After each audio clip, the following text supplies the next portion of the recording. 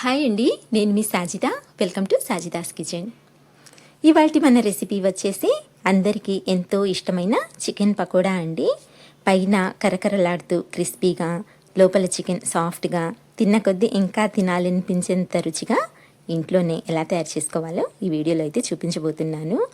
వీడియోని స్కిప్ చేయకుండా చూసి మీరు కూడా ఇలా ట్రై చేయండి. చాలా బాగుంటుంది. ఇంట్లో అందరూ ఇష్టంగా తింటారనమాట. పిల్లలైతే ఇంకా ఎంజాయ్ చేస్తూ తింటారండి. చాలా టేస్టీగా ఉంటుంది. తప్పకుండా ట్రై చేయండి. మరి ఇప్పుడు ఎలా తయారు చేసుకోవాలో ఆ సింపుల్ ప్రాసెస్ ఏంటో చూసేద్దాం. ఫస్ట్ అయితే మనం చికెన్ని తీసుకుందాము. నేను ఇక్కడ 1/2 kg చికెన్ తీసుకున్నానండి. అలాగే పీసెస్ అయితే కొంచెం పెద్దవిగానే కట్ చేయించుకున్నాను. మీరు కావాలనుకుంటే మీకు నచ్చిన సైజులో చిన్నవైనా సరే కట్ చేసుకోవచ్చు అనమాట. ఇలా కట్ చేసుకున్న ఈ చికెన్ పీసెస్ని నీట్గా ఒక 3-4 సార్లు బాగా కడిగి తీసుకోవాలండి. అలాగే ఇక్కడ మీరు కావాలనుకుంటే బోన్లెస్ అయినా సరే తీసుకోవచ్చు, లేదా ఇలా బోన్తో సహా అయినా సరే తీసుకోవచ్చు. ఇప్పుడు ఇందులోకి 1.5 టీ స్పూన్ వరకు అల్లం వెల్లుల్లి పేస్ట్ వేసుకోండి. తర్వాత 2 టేబుల్ స్పూన్ల వరకు కారం వేసుకోండి. ఈ కారం అనేది మీరు తినే టేస్ట్ని బట్టి కొంచెం ఎక్కువ తక్కువ అయినా సరే చేసుకోవచ్చండి. నెక్స్ట్ వచ్చేసి 1 టేబుల్ స్పూన్ వరకు ధనియాల పొడి వేసుకోండి. తర్వాత 1/2 టీ స్పూన్ వరకు గరం మసాలా, 1/2 టీ స్పూన్ వరకు మిరియాల పొడి. తర్వాత నేను ఇక్కడ 4 లవంగాలు, 1 ఇంచు దాల్చిన చెక్కను తీసుకొని ఇలా మెత్తటి పొడిలాగా దంచి తీసుకున్నానండి. ఆ పొడిని కూడా ఇందులోకి వేసేస్తున్నాను. ఇలా ఈ పొడిని వేసుకున్నట్లయితే చికెన్ టేస్ట్ అనేది చాలా బాగుంటుందన్నమాట. సో నెక్స్ట్ వచ్చేసి కొద్దిగా పసుపు, ఒక 1/4 టీ స్పూన్ కంటే కూడా కొంచెం తక్కువగానే వేసుకోండి. అలాగే సగం చెక్క నిమ్మరసాన్ని కూడా పిండుకోవాలి. ఇందులో గింజలు ఏమైనా ఉంటే ముందుగానే తీసేసుకోండి. నాకు ఇక్కడ గింజలు పడ్డాయండి, సో వాటిని అయితే తీసేస్తున్నాను. ఇప్పుడు ఇందులోకి 1 టేబుల్ స్పూన్ వరకు ఆయిల్ వేసుకోండి.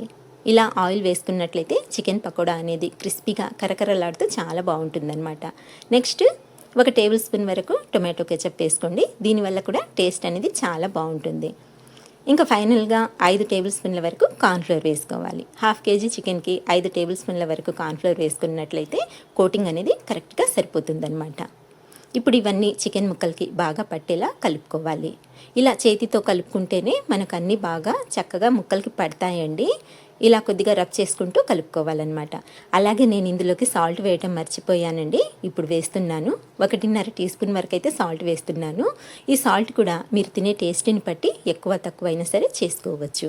అలాగే మనం ముందుగా స్పైసెస్ వేసాం కదండి, అప్పుడే సాల్ట్ని కూడా వేసేయండి. నేనైతే మర్చిపోయాను కాబట్టి ఇప్పుడు వేస్తున్నాను. ఇక్కడ చూడండి, చికెన్ మనకు కొంచెం గట్టిగా అనిపిస్తుంది కదండి. సో ఇందులోకి కొద్దిగా నీళ్ళని అయితే వేసుకుందాము. ఈ నీళ్ళు అనేవి ఒకేసారి ఎక్కువగా వేయకుండా ఇలా కొద్దిగా వేసుకొని ఒకసారి కలుపుకొని మనము చికెన్ని చెక్ చేసుకుందాము. చూడండి, మనకు చికెన్ ఇలా ఉండాలన్నమాట. అంటే కొంచెం లూజ్గా ఉండాలండి. టైట్గా ఉన్నా సరే మనకు ఈ పకోడా అనేది గట్టిగా ఉంటుంది, అంత టేస్టీగా అనిపించదన్నమాట. ఇలా కొంచెం లూజ్గా కలుపుకున్నట్లయితే మనకు క్రిస్పీగా జ్యూసీగా చాలా బాగుంటుంది. ఇక్కడ చూడండి, మసాలా కూడా చూపిస్తున్నాను. ఈ విధంగా కొంచెం ఫ్లోగా ఉండాలన్నమాట. సో ఇది పర్ఫెక్ట్ కన్సిస్టెన్సీ అనమాట. ఇలా కలుపుకున్న తర్వాత దీన్ని కనీసం 1 గంట సేపు అయినా మ్యారినేట్ కోసం పెట్టేయాలండి. నేనైతే మూత పెట్టేసి దీన్ని 1 గంట పాటు పక్కన పెట్టేస్తున్నాను. ఒకవేళ మీ దగ్గర టైం లేకపోతే కనీసం అరగంట సేపు అయినా పెట్టుకోండి, సరిపోతుంది. అరగంట తర్వాత స్టవ్ ఆన్ చేసి ప్యాన్ పెట్టుకొని డీప్ ఫ్రైకి సరిపడా ఆయిల్ని వేసి ఆయిల్ని అయితే బాగా వేడి చేసుకోవాలన్నమాట. అలాగే ఈ ఆయిల్ కూడా కొంచెం లిమిటెడ్గానే తీసుకోండి. ఆయిల్ బాగా వేడిన తర్వాత మాత్రమే మనం ఇందులోకి చికెన్ ముక్కల్ని వేసుకోవాలి. అప్పుడే మనకు కోటింగ్ అనేది చక్కగా పడుతుందన్నమాట. సో ఇప్పుడు ఇందులోకి పట్టే ముక్కల్ని అయితే వేసేసుకుందాము. ఎక్కువగా వేయకుండా 6 లేదా 7 వరకు వేసుకోండి, సరిపోతుంది. ఎక్కువ మాత్రం వేయొద్దండి. ఇలా ముక్కల్ని వేసిన తర్వాత గ్యాస్ని అయితే లో టు మీడియం ఫ్లేమ్లోకి అడ్జస్ట్ చేసేయండి. తర్వాత వీటిని 1 నిమిషం పాటు ఫ్రై చేసుకొని ఇంకొక వైపుకి టర్న్ చేసుకోవాలి. ఇలా మధ్య మధ్యలో కలుపుకుంటూ అన్ని వైపుల నుంచి చక్కగా ఫ్రై అయ్యేంత వరకు ఫ్రై చేసుకోవాలన్నమాట. అది కూడా లో టు మీడియం ఫ్లేమ్ మీదే ఫ్రై చేసుకోవాలి. అప్పుడే మనకు పైన క్రిస్పీగా ఫ్రై అవుతుంది, లోపల నుంచి చికెన్ చక్కగా ఉడికి సాఫ్ట్గా తయారవుతుంది అనమాట. టేస్ట్ కూడా చాలా బాగుంటుంది. సో ఈ టిప్స్ అన్నీ గుర్తుపెట్టుకోండి. అప్పుడే మనకు చికెన్ పకోడా అనేది పర్ఫెక్ట్గా వస్తుందండి. చాలా టేస్టీగా ఉంటుందన్నమాట. చూడండి, ఈ విధంగా ఫ్రై చేసుకోవాలి. ఇలా మంచి కలర్లోకి ఫ్రై అయిన తర్వాత వీటిని అయితే తీసుకోవాలన్నమాట. ఇప్పుడు ఈ చికెన్ ముక్కల్ని ఒక జాలి గరిటెలోకి అయితే తీసుకుందాము. ఇలా జాలి గరిటెలోకి తీసుకొని ఆ ఎక్స్ట్రా ఆయిల్ అంతా కిందికి పోయిన తర్వాత ప్లేట్లోకి తీసుకోవాలి. అలాగే మీ దగ్గర టిష్యూ ఉంటే టిష్యూ పైన వేసుకోండి. ఎక్స్ట్రా ఆయిల్ అంతా పీల్ చేసిన తర్వాత సర్వ్ చేసుకోండి, సరిపోతుంది. ఇలా చికెన్ని పక్కకు తీసుకున్న తర్వాత వెంటనే వేరే వాయి వేయకుండా మనం ఈ చికెన్ని మళ్ళీ వేడి చేసుకోవాలన్నమాట. 1 నిమిషం పాటు బాగా వేడి చేసుకున్న తర్వాత మనం చికెన్ని వేసి ఫ్రై చేసుకుంటే సరిపోతుంది. అలాగే మిగతా చికెన్ని కూడా ఫ్రై చేసుకొని తీసుకున్నట్లయితే ఎంతో టేస్టీగా ఉండే చికెన్ పకోడా అయితే రెడీ అండి.